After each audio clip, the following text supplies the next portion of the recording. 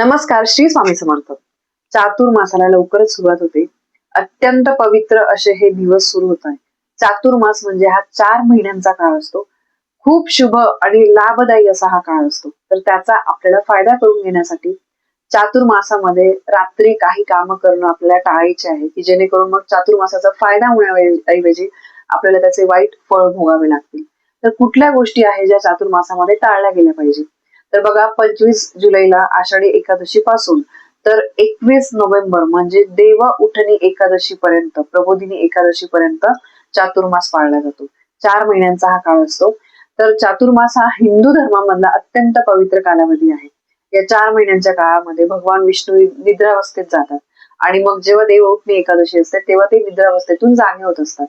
म्हणून या 4 महिन्याच्या काळामध्ये रात्रीच्या वेळेस काही गोष्टी टाळण्याचा सल्ला दिलेला आहे, की ज्याच्यामुळे त्या गोष्टी टाळल्यामुळे मग त्या चातुर्मासाचं आपल्याला पुण्यफळ मिळतं आणि मग आपल्या आयुष्यामध्ये दुःख, संकट, अडीअडचणी या येत नाही. तर सगळ्यात पहिले म्हणजे बघा, चातुर्मासामध्ये खूप उशिरापर्यंत जागरण टाळा. आता बऱ्याचशा लोकांना बघा, त्यांना नाईट ड्युटी असते, म्हणजे ऑफिस वगैरे त्यांना रात्रीची शिफ्ट असते.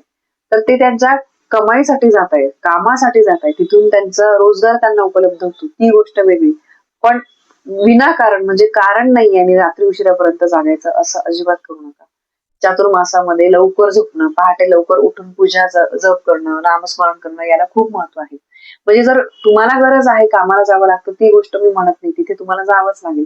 पण विनाकारण उगाचच काहीतरी मोबाईलमध्ये, टीव्ही मध्ये आपण बिझी राहतो, कुठेतरी रात्रभर फिरत वगैरे राहतो, अशा गोष्टी करू नका. उशिरापर्यंत जागरण आपल्या चातुर्मासामध्ये टाळायचं आहे. यानंतर याआधी पण मी पुढची गोष्ट सांगितली, की तामसिक आहार टाळायचा आहे. रात्री तर शक्यतो टाळायचंच आहे. रात्री मांसाहार, मद्यपान, तसंच अति तिखट, खूप जड पदार्थ म्हणजे जे पचण्यासाठी जड असतं, तामसिक अन्न टाळायचं आहे. शक्य असल्यास चातुर्मासामध्ये हलका आणि सात्विक आहार घ्यायचा आहे. बरेचसे लोक चातुर्मासाचे संपूर्ण 4 महिने नॉनव्हेज खात नाही आणि ते कांदा लसूणचा सुद्धा नियम पाळत असतात. पण त्याच्या तुम्हाला रात्री तरी मांसाहार वगैरे करायचा नाहीये. या नियमाचं पालन करायचं आहे. यानंतर वादविवाद आणि अतिशय कोणाला तरी लागेल असं बोलणं टाळायचं आहे. कुटुंबातील सदस्यांची भांडण, वाद, त्याच्यानंतर वादावाद करणं या गोष्टी तर आपल्याला रात्रीच्या वेळेत टाळायच्याच आहेत. कारण बघा, संध्याकाळचा जो काळ असतो, सूर्यास्ताचा काळ, तो आपण म्हणतो की त्यावेळेस लक्ष्मी माता येण्याची वेळ असते. तर त्यावेळेस आणि त्यानंतर रात्रीचा काळ सुरू होतो. तर त्यामुळे या काळामध्ये घरामध्ये अतिशय जोरजोरात भांडणं चालू आहे, शिवीगाळ चालू आहे, काहीतरी वाईट साईट अपमानास्पद बोलणं चालू आहे. तर याच्यामुळे आपल्या घरामध्ये नकारात्मकता येते. घरातल्या लोकांची प्रगती होत नाही. मग ते लहान मुलं असू द्या की मोठे माणसं असू द्या, त्यांच्या घरामध्ये प्रगती होत नाही. सतत त्यांना काहीतरी अडचणींना सामोरं जावं लागतं. तर त्यामुळे तुम्हाला या गोष्टी टाळायच्या आहेत. भांडण वादावाद जितके टाळतील आणि ते घरातल्या सगळ्यांनी केलं तर शक्य असतं. यानंतर नकारात्मक विचार आणि वाईट सवय टाळायची आहे. म्हणजे बघा, खोटं बोलणं, काहीतरी घरामध्ये कोणाबद्दल तरी काहीतरी वाईट बोलणं, ती अशीच आहे ग, ती तशीच आहे, वगैरे अशा गोष्टी आपल्याला या घरामध्ये निगेटिव्हिटी पसरवणाऱ्या ज्या गोष्टी आहेत त्या तुम्हाला बोलायच्या नाहीये. कारण चातुर्मास हा मनशुद्धीचा काळ मानला जातो आणि घरामध्ये जर संध्याकाळी असे काहीतरी वाईट साईट बोलणं चालू असेल वगैरे, तर या गोष्टी टाळायच्या आहेत. याशिवाय बघा, काहीतरी रात्री संध्याकाळी टीव्हीवर आपण काहीतरी वेगवेगळे विचित्र प्रोग्राम बघत असतो. तर तसे प्रोग्राम बघणं टाळा. खरंच त्याचा आपल्या आयुष्यामध्ये काहीही फायदा नसतो. आजकाल तुम्ही बघितलं असेल, हिंदी सिरियल घ्या, मराठी सिरियल घ्या, प्रत्येक सिरियलमध्ये काहीतरी तेच तेच भांडण वगैरे दाखवले जातात. तसं बघण्यापेक्षा तुम्ही काहीतरी रियालिटी शो वगैरे बघा, की ज्यामध्ये काहीतरी आपण म्हणजे काहीतरी कोणीतरी कला सादर करतं आणि त्याच्यातून खूप काही घेण्यासारखं असतं. मुलांना पण तसंच दाखवण्याचा प्रयत्न करा. या गोष्टी घरामध्ये अशा नकारात्मक संध्याकाळी घडल्यामुळे त्याचा वाईट परिणाम घरातल्या सगळ्यांच्या आयुष्यावर होत असतो. यानंतर चातुर्मासामध्ये संध्याकाळी सूर्यास्तानंतर तुळशीची पानं अजिबात तोडू नका. हा नियम तर नेहमीच पाळला गेला पाहिजे. पण त्यातल्या त्या चातुर्मासामध्ये ही चूक अजिबात म्हणजे तुमच्याकडून होऊ नका देऊ. पूजेसाठी लागणारी तुळशी तुम्हाला दिवसाच किंवा आदल्या दिवशी तुम्ही तोडून ठेवा. आषाढी एकादशीच्या दिवशी सुद्धा आपल्याला तुळशी तोडायची नसते.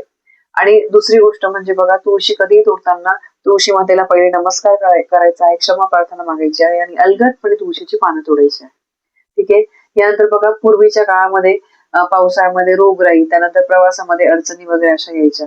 तर त्यामुळे तेव्हा म्हटलं जायचं की रात्री अनावश्यक प्रवास करू नये. तर आज सुद्धा तुम्हाला आवश्यक नसल्यास रात्री उशिरापर्यंत लांब लांबचा प्रवास वगैरे टाळलं पाहिजे. कारण चातुर्मासाच्या काळामध्ये बऱ्याच या गोष्टी म्हणजे इन डिटेल आपण गेलो तर त्याचं तुम्हाला माहिती मिळेल. पण गरज नाहीये तर त्यावेळेस अगदी रात्री तुम्ही प्रवास वगैरे करू नका. त्यानंतर देवपूजा अपूर्ण ठेवू नका. रात्रीची आरती किंवा तुम्ही जे काही रात्री पूजा अर्चा करत असाल तर ती श्रद्धेने करा. पूजा केल्यानंतर तुम्हाला घरामध्ये अगरबत्ती फिरवायची आहे आणि पूजा कधी पण काहीतरी आता पूजा करतोय कोणीतरी आलं वगैरे म्हणून तुम्ही पूजा कधीही अपूर्ण ठेवू नका. कारण या गोष्टी बघा छोट्या छोट्या आहे पण याचे कुठे ना कुठे चांगले वाईट परिणाम आपल्या आयुष्यामध्ये होत असतात. चातुर्मासामध्ये रात्री काय केलं पाहिजे तर बघा भगवान विष्णूंचं नामस्मरण करा. विष्णू सहस्त्रनाम तुम्ही ऐकू शकतात. त्यानंतर तुपाचा दिवा तुम्हाला लावायचा आहे. मी सांगितलं तुम्हाला की मुख्य दरवाजाच्या इथे देवघराजवळ त्यानंतर तुळशीजवळ आपल्याला दिवा लावायचा आहे. कुटुंबातील सगळ्यांनी घरामध्ये आनंदाचं वातावरण जितकं राहील तेवढं तुम्हाला प्रयत्न करायचा आहे. कारण या गोष्टींमुळे सकारात्मक वातावरण घरामध्ये राहतं व घरामध्ये जे काही मुलं वगैरे आहेत तर मग ते अभ्यास करतात किंवा कॉलेजचे वगैरे आहेत तर त्या घरातील वातावरणाचा त्यांच्यावर परिणाम होतो आणि मग त्यांच्या कष्टासोबत नशिबाची साथ मिळते. म्हणजे असं नाही की घरामध्ये वातावरण छान ठेवायचं आणि अभ्यास नाही करायचा, कमवायला नाही द्यायचं, आपोआप पैसे येतील, आपोआप सगळे शिकले जातील असं अजिबात नाहीये. आपल्या कष्टासोबत नशिबाची साथ मिळण्यासाठी या काही नियमांचं आपल्याला पालन करायचंय. म्हणजे मग आपण कष्ट करू त्याचं बरोबर आपल्याला फळ मिळतं आणि मग आपल्याला समाधान मिळतं की नाही आपण हे केलं होतं आणि त्याचं आपल्याला फळ मिळालं. तर म्हणून काही अमुक एक नियम जर तुम्ही काही काळामध्ये पाळले तर त्याचा चांगला परिणाम आपल्या आयुष्यावर होत असतो. तर ही सांगितलेली माहिती तुम्हाला आवडली असेल, पटली असेल तर व्हिडिओला लाईक करा, शेअर करा. आपल्या चॅनलवर नवीन असाल तर सबस्क्राईब नक्की करा. धन्यवाद. श्री स्वामी समर्थ.